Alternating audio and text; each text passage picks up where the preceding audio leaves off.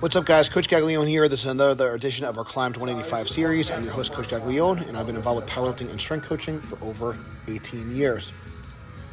So this is the peak of the peak. I'm getting ready for my next strict curl competition. I did my first strict curl competition back in 2023. I've had some injuries, had some life things happen, some good, some bad. I put a lot of weight back on, been really stressed. My bandwidth's kind of tapped.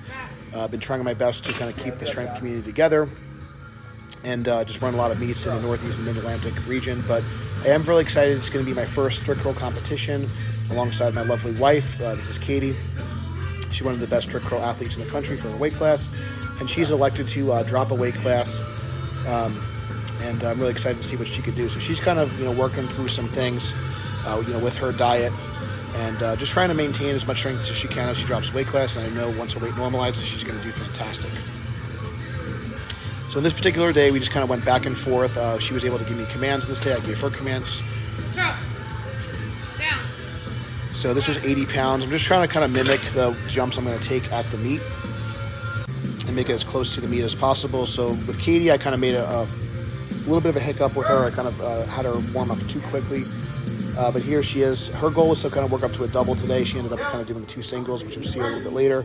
That was 60 pounds. We both did the bar.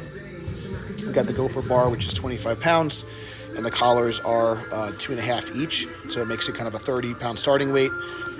So this is 120 pounds, so a pretty typical jump for me. I'll go from 80 to 120, or if I'm not using collars, it'll be 75 to 115.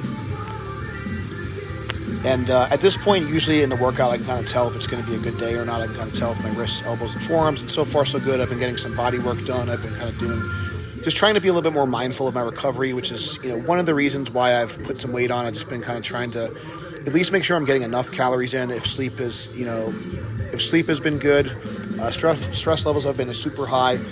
Training hasn't been the best in terms of kind of sometimes I'm rushed, sometimes I'm just not really, getting in, as far as the amount of training that I would personally like.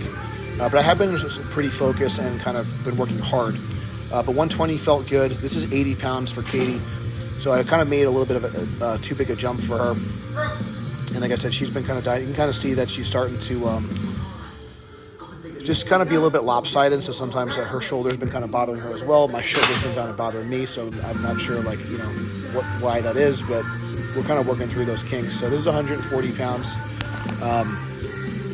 And at this point, would be kind of like a second to last warm-up weight, or depending on what I'm doing for that particular day. But this is, fairly heavy in terms of, like a warm-up weight for me. So, and that moved really well. So I knew it was going to be a kind of a good day. Again, practicing those commands in the 365 Strong Federation. There are 3 commands. So I'm also kind of making sure that our kind of back stay on the wall after that down command. Whereas in Strict Curl Nation, RPS, and 100% raw. So you can kind of see that she was a little bit lopsided on this day, but 90 pounds still moved pretty comfortably. The goal was 95 for a double for Katie on this day.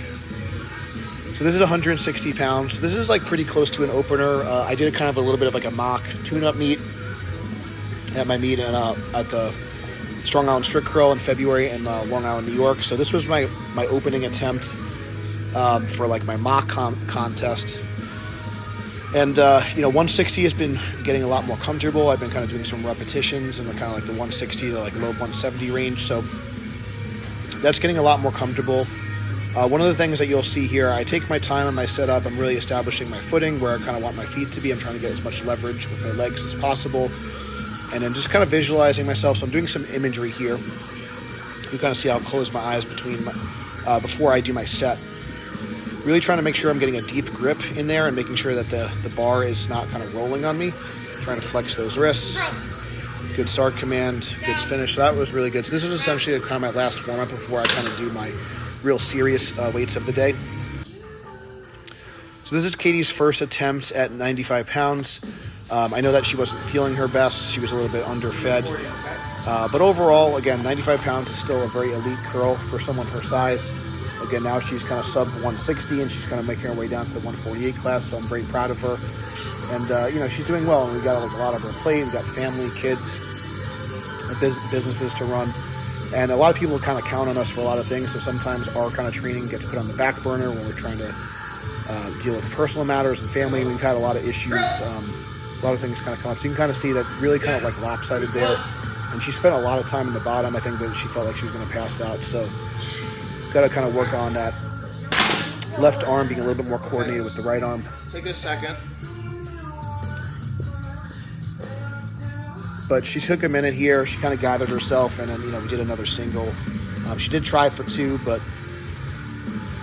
And, you know, one of the things that's really tough for me as a husband, as a partner, is, you know, being there for my partner, but also trying to not let kind of, you know, her workout affect mine, which has been very, very challenging.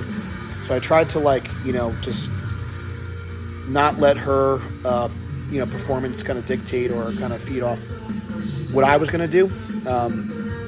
This could also happen at a meet as well. Like, training momentum and competition momentum can really get killed if a lot of people are kind of missing. So it is kind of important that you want to try to block that stuff out as an athlete.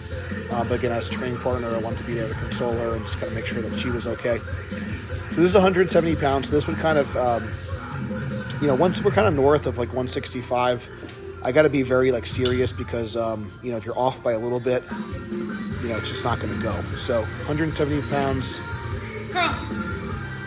pretty comfortable there. I didn't really see there was like any hiccup. It didn't, you know, it didn't feel super light.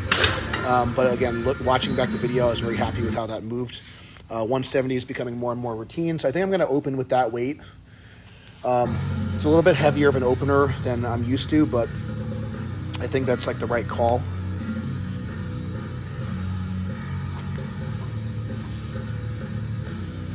And then this is Katie's second attempt with 95 pounds.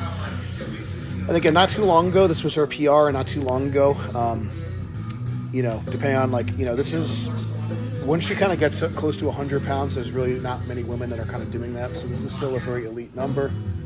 So again, for her to be able to do this, you know, routinely, I think is kind of good. So you can kind of see much better attempt on the first one, and then just kind of didn't really have a good pull on that second rep, but better attempt for sure. Definitely improved. So she got the volume in. She did 2 singles instead of a double. But again, with strict curl, it's very technical. With strict curl, you know, kind of like an Olympic lift, you're probably going to have some more misses than you would. So like with missing with a squat or a deadlift is a little bit more. There's a little bit more of a consequence to that. Missing in like a strict curl and Olympic lift, it's more going to throw off you mentally than it is going to accumulate like as much fatigue, or just strict curl is not going to be as systemically fatiguing. So not that you want to miss, but just realize it's a little bit less detrimental. Whereas fatiguing your lower back, fatiguing your spinal cord, those sorts of things, that could really kind of hamper your training. I know that should be a little bit more. You should be a little bit more cautious with things that are where you're spinally loaded, and there's going to be more absolute load and more things that are more systemically fatiguing, in my opinion. So those are some things to consider if you are someone that tends to overshoot, if you're someone that tends to YOLO, if you will. Again, I think that when it comes to things like weightlifting, things that are more technical and like lower absolute load, higher skill level, and it sounds like kind of silly, but the strict curl is a lot more technical than you would think. So kind of making sure that you still, you know, push yourself and just don't beat yourself up over those misses.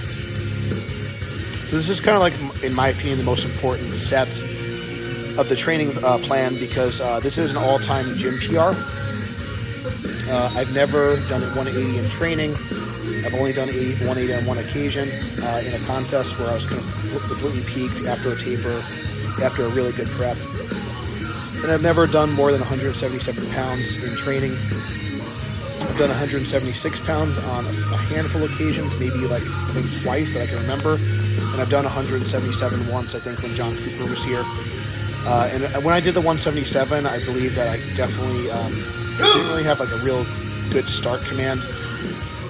So anyways, this would be an all-time gym PR, so I really wanted to make sure I kind of nailed this, and I was really happy with how it moved. So you'll kind of see here, I get a good grip, dial in my setup, good pick, good start command, and very little hiccup there. So I definitely feel like I could have gone north of 180 on this day, but again, I'm going to save that for the contest. So Katie did 2 singles at 95, and this is a heavy takeout. Let's see, with so we got 100 pounds, and then 115, I believe, is on the bar. So I just wanted to kind of, she did 2. I just wanted to kind of give her a little bit of confidence. And again, she was a little bit, kind of checked out on this day, but she did her work, and she's, it's tough if you kind of overshoot, and if you have like kind of a poor, if you don't hit like your goal of the day, it could be really easy to just kind of, be mentally checked out. But you got to kind of find a way to kind of salvage the day and kind of have that glass is half full mentality, and that can be very challenging, especially if you're a competitive lifter. But that's something that is important to know. You want to try to always salvage the day. Try to find the win of the day.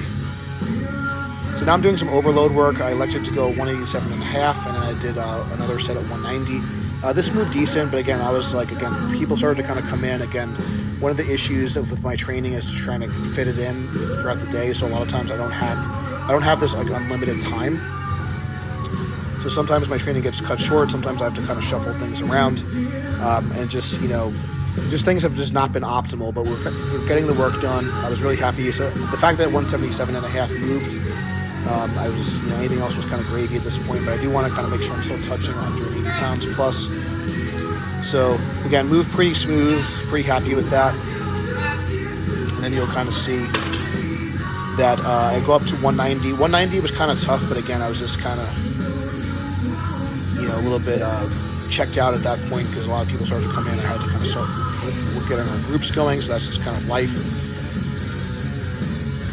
So Katie ended up doing a double with 87 pounds just to kind of, again, just get some work in, and then she did some, so you kind of see that she's definitely kind of favoring that side. So we're going to kind of make sure that we can kind of work that out before the meet.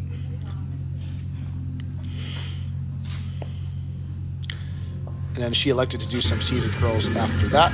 Just kind of working on her lockout and her transition.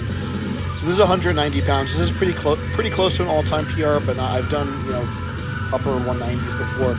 I'm not as concerned with trying to PR my reverse bands. To be honest, I just want to make sure that I'm getting some overload in, touching some heavier weights. And then I kind of did a heavy takeout after this, which again, once I'm kind of like north of 170, it becomes much harder for me to hold. So I'm trying to work on my hands, trying to work on my grip, and doing the best I can to improve my ability to hold the bar.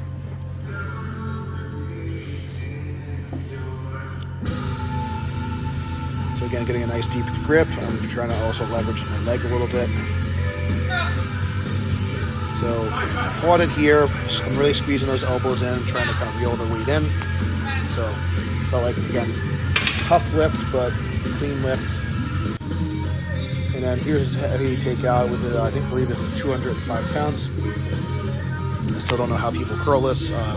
We've got big John Archibald, Panamanian Hulk, routinely, is doing over 200 pounds now. So I'm trying to just not worry about what my long-term development is. But again, this seems like, I don't even know how people do this, but so focus on just kind of getting 185 to be like a kind of a routine lift, and then we'll kind of go from there. But I would love to curl 200 pounds one day, but it's, well, like I said, we're kind of taking things one thing at a time. Because this feels like a ton.